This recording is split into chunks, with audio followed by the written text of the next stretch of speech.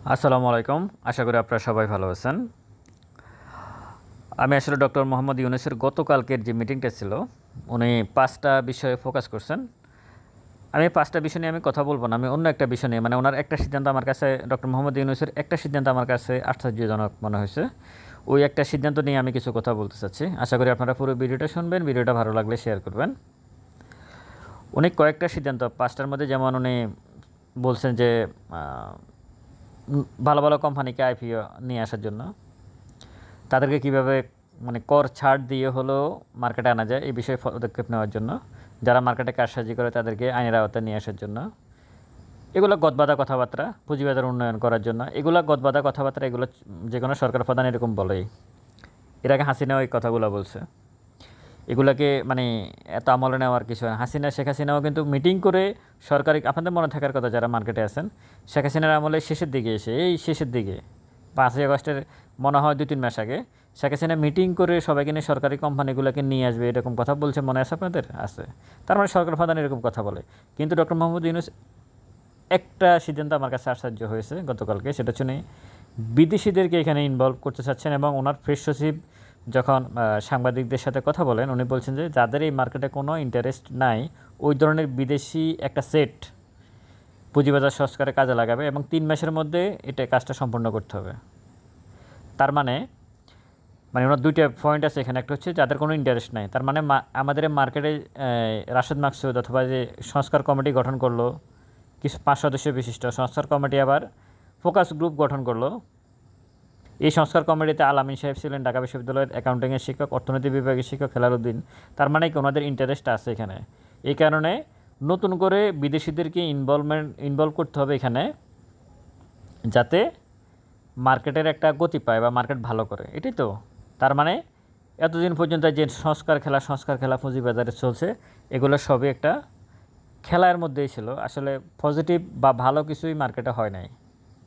রাশেদ মাকসুদকে এই জন্য অবশ্যই ঘৃণা জানানোর ছাড়া আর অন্য কোনো কথা না। তা না হলে প্রধান উপদেষ্টা কেন বিদেশিদেরকে এখানে নিয়ে আসবে? আমাদের পুঁজিবাজার সংস্কারের থেকেও তো আরও বড় সংস্কার হচ্ছে সংবিধান সংস্কার, পুলিশ সংস্কার, মানবাধিকার কমিশন সংস্কার, আরও কত সংস্কার দেখলাম এখানে আসলো। দলীয় যে রাজনৈতিক সংস্কার, কত বড় বড় সংস্কার দেশের লোক দিয়ে করছে।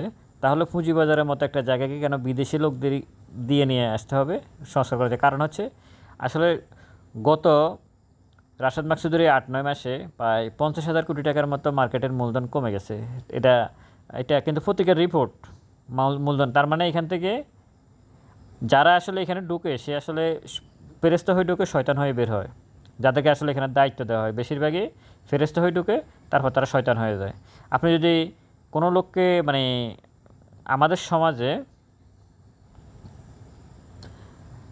সত্যিকারের ইমানদার, আমরা তো যারা মুসলমান আছি, আমি এটুকু বলবো যে আমাদের সমাজে সত্যিকারের ইমানদার ব্যক্তি আপনি দেখতে চান কিনা বর্তমান সমাজে? সত্যিকারের ইমানদার ব্যক্তি হচ্ছে ওই ব্যক্তি যে নিয়মিত কোরআন শরীফ পড়ে, সে না। যে মসজিদ 3টা বানায় দিয়েছে টাকা দিয়ে, সে না। যে 5 ওয়াক্ত নামাজ পড়ে, আমি তাকে ইমানদার বলবো না। যে রোজা রাখে, হজ করে, আমি তাকে ইমানদার বলবো না। এগুলোর অনেকগুলা কাজ করা হয় এই কী বলে, মানুষকে দেখানোর জন্য। সত্যিকারের ইমানদার হচ্ছে এই সমাজে, বর্তমান প্রেক্ষাপটে, বিশ্বের, আমাদের এই অঞ্চলে সত্যিকারের ইমানদার হচ্ছে আপনার সমাজে এমন কোনো লোক যদি আপনি দেখেন যার অন্যায়ভাবে টাকা খাওয়ার সুযোগ আছে, ঘুষ খাওয়ার সুযোগ আছে, কিন্তু আল্লাহ তাআলার ভয়ে সে ওই টাকা খাচ্ছে না, ওই হারামটা সে মুখে নিচ্ছে না, সে হচ্ছে সত্যিকারের ইমানদার।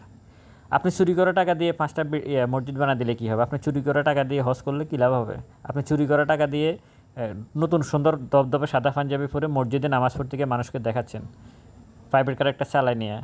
হ্যাঁ, তো এগুলো হচ্ছে কি এই ধরনের ইমানদার আমাদের সমাজে বেশি। সত্যিকারের ইমানদার হচ্ছে ওই ব্যক্তি যে আল্লাহর ভয়ে সুদ ঘুষ খাওয়ার সুযোগ আছে, কিন্তু আল্লাহর ভয়ে সে এটা করতেছে না, এটা কেউ দেখতেছে না, সে আল্লাহর ভয়ে করতেছে না। যদি আপনার সমাজে এরকম লোক থাকে, তারা পা ধরে সালাম করবেন, কিন্তু পাবেন না, আপনি খুঁজে পাবেন না আপনার সমাজে।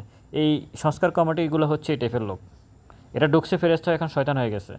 যার কারণে ডক্টর মোহাম্মদ ইউনূস এখন বলতেছে যে বিদেশি সংস্কার কমিটি নিয়ে আসতে হবে, বিদেশিরা এসে এখন পুঁজিবাজার সংস্কার করবে। তাহলে রাশেদ মাকসুদ এখানে কেন আছে যদি বিদেশিদেরকে আসতে হয় এখানে? তাহলে সংস্কার দেশে যে গত 9 মাস যে ক্ষুদ্র বিনিয়োগকারীদের হাজার হাজার কোটি টাকার মূলধন নষ্ট করে ফেলছে, তাহলে কি সংস্কার হলো? তাহলে এই বিষয়গুলো কি ডক্টর মোহাম্মদ ইউনূস জানতে চেয়েছেন কি না? উনি সিদ্ধান্ত নিয়েছে, আমি এটাতে আশ্চর্য হয়েছি যে বিদেশি সংস্কার কেন আসবে এখানে? আমাদের দেশে কি ভালো মানুষ নাই? ওই যে একটু আগে ধর্মীয় ব্যাপারে উদাহরণ দিলাম, বুঝতেই পারতেছেন। তো সব কিছু মিলাই এই বিষয়টা মানে এখানে তার মানে এখানে কোনো একটা 2 নম্বরই হয়েছে গত 8-9 মাসের ভিতরে। মানে অনেক কিছু তো হয়েছে, বোঝাই যাচ্ছে। আমরা মার্কেটে যে লেনদেন দেখি, ইন্ডেক্সের যে কারসাজি দেখি, এসব তো আমরা যারা মার্কেট সম্পর্কে একটু জ্ঞান রাখে তারা খুব ভালোভাবে বুঝতে পারতেছে যে মার্কেটে ইন্ডেক্স ম্যানিপুলেশন হচ্ছে। অরিজিনাল ইন্ডেক্স যেটা সেটা সেটা নাই। প্রতিটা ট্রেডে ইন্ডেক্স কী বলে বাটপারি হচ্ছে মার্কেটে। যে ভলিউম হচ্ছে সে ভলিউমটা আসলে ঠিক হচ্ছে না, এটা বোঝা যাচ্ছে। এগুলো পরিষ্কার, খুবই পরিষ্কার এগুলা। কিন্তু কে বলবে, কে কাকে কি বলবে? আসলে কেউ কাউকে কিছু বলার নাই। আমার কাছে মনে হচ্ছে যে বর্তমান সরকার বসছে, বিগত সরকারের আমলে যারা ছিল তাদেরকে ধরবে আর তাদের থেকে জরিমানা করবে। এটা নিয়ে আসলে মার্কেটকে খুব বেশি আগায় নিয়ে যাওয়ার সম্ভাবনা কম। তাদেরকে আপনি ধরতে পারেন, শাস্তি দিতে পারেন, সব ঠিক আছে, কিন্তু মার্কেটের নতুন প্লেয়ারও লাগবে। আর আপনারা যারা রাশেদ মাকসুদের পক্ষ নিয়ে বলেন যে আসলে সে খুব ভালো কাজ করতেছে, রাশেদ মাকসুদ কিন্তু টাকা দিয়ে মার্কেটকে তুলবে না। মার্কেটকে তুলতে হলে কিন্তু মার্কেট মেকার লাগবেই। একটা কারসাজি আর একটা শেয়ারের দাম বাড়া এক জিনিস না। একটা শেয়ার 10%, আমি এটা গতকালকে বলছিলাম, একটা শেয়ার 10% আপনাকে ক্যাশ ডিভিডেন্ড দিচ্ছে, তার শেয়ারের হয়তো 20-25 টাকা থাকতেই পারে। যদিও শেয়ারটা 10%-এর দেওয়া একটা শেয়ার, যেমন 300 টাকা, 250 টাকা, 200 টাকা চলে যায়, সেটা কারসাজি। যেমন খান ব্রাদার্স, যেমন সিপাল ছিল, যেমন পরশুন সুদ ছিল, এগুলো হচ্ছে কারসাজি। কিন্তু এখন তো একটা কোম্পানি দেখা গেছে কয়েকটা ব্যাংক 30-35% ক্যাশ এবং স্টক ডিভিডেন্ড দিচ্ছে, তার শেয়ারের প্রাইস 22 টাকা, 23 টাকা, 24 টাকা, 25 টাকা। তো এটাও তো কারসাজি। কারসাজি কি শুধু শেয়ারের দাম বাড়লে কারসাজি হয়? শেয়ারের দাম কমেও কারসাজি করা যায়। তো সব কিছু মিলে ডক্টর মোহাম্মদ ইউনূসের এই বিদেশি সংস্কার যে বিষয়টা, এটা খুবই আশ্চর্যজনক। তার মানে আসলে এতদিন পর্যন্ত গত 9 মাসে আপনারা এটুকু কনফার্ম থাকেন যে আমাদের মার্কেটে কোনো সংস্কার হয় নাই, জাস্ট সংস্কার খেলা হয়েছে।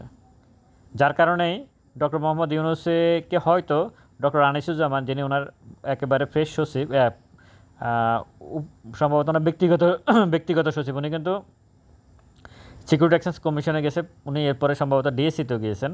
হয়তো উনি একটা মানে ডক্টর মোহাম্মদ ইউনূসের সাথে এই বিষয়টা হয়তো শেয়ার করছেন যে আসলে এখানে যাদেরকে বসাচ্ছেন এগুলা চোর, ভালো না, বিদেশিদেরকে এখানে লাগবে।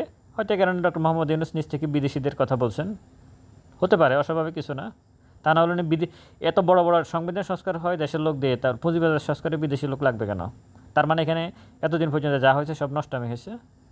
সব কিছু মিলাই আমি আপনাদেরকে এখনও বলি, এই মার্কেট এখন যে বলিয়াম, আমি একটু আগে বলছিলাম, এখন যে বলিয়াম আপনার ট্রেড করে কিছুই হবে না। আপনারা দীর্ঘদিন এই মার্কেটকে এইভাবে দেখতে পাবেন। ইন্ডেক্স বাড়বে কমবে এইভাবে চলবে, কিন্তু যে বলিয়াম হচ্ছে 300, 350, 400, 500 কোটি টাকার, আমাদের এখানে 400 কোম্পানি, এই কোম্পানিতে 400-500 কোটি টাকার ভলিউম দিয়ে আপনি ট্রেড করে প্রফিট করবেন, এটা আপনি স্বপ্নেও চিন্তা করবেন না। ভালো থাকবেন সবাই। ভিডিওটা ভালো লাগলে শেয়ার করবেন। আসসালামু আলাইকুম।